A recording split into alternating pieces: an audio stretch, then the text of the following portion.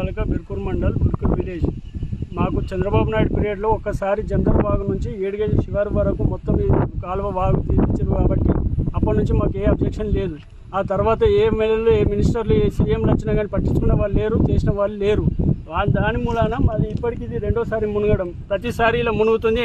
ప్రతి వర్షాకాలం వర్షపడ్డప్పుడల్లా మా పొలం మాది 10 ఎకరాలు ఉంటుంది. ఈ శివారి సైడ్ మొత్తం 200 ఎకరాలు నీట మునగడమే ఉన్నది, వేరేది ఏం లేదు. దానికి పొత్తు ఒకటి బ్రిడ్జి వల్ల చాలా ప్రాబ్లం అవుతుంది. ఆ బ్రిడ్జి హైట్ లేపడినప్పుడు బ్రిడ్జి కట్టేటప్పుడు కూడా మేము చాలా చెప్పాము, కానీ ఎవరు పట్టించుకోలేదు. మీరు ఎవరు చెప్పుకోరు, మాకు ఇంతే శాంక్షన్ అయింది, మేము ఇంతే పెడతామని చెప్పారు.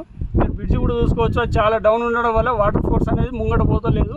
మాకు అక్కడ నుంచి వాగు మొత్తం చేపించి బ్రిడ్జి హైట్ లేపితేనే మాకు పంటలు ఏమైనా పండుతాయి. ఇప్పుడు ఇన్ని వేలు మేము పెట్టుబడి పెట్టాక అలా నీళ్ళం మునిగినాక మాకు ఏం వస్తుంది? అసలు మొత్తం మేము లాస్లో ఉన్నాము. ఇప్పుడు అది నీళ్ళు మునిగి ఇప్పుడు తేరినా కూడా అది వేస్ట్. మాకు పంట వేసుకున్నా కానీ మాకు ఏం లాభం లేకుండా అయిపోయింది. ప్రతి సంవత్సరం మాకు ఇదే బాధ ఉంటుంది. మాకు పట్టించుకునేటోళ్ళు లేరు, వచ్చేటోళ్ళు లేరు.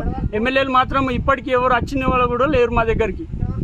ఇది మాకు జందర్ వాగు నుంచి మొత్తం ఏడిగే వరకు వెళ్తుంది. ఈ వాగు అక్కడి నుంచి తీసుకుంటూ వస్తేనే ఇక్కడి వరకు ఏదైనా వస్తుంది. మేము రైతులము ప్రతి సంవత్సరం ఎంతో కొంత మేము తీసుకున్నా కూడా మాకు ఈ ప్రాబ్లం తగ్గుతలేదు.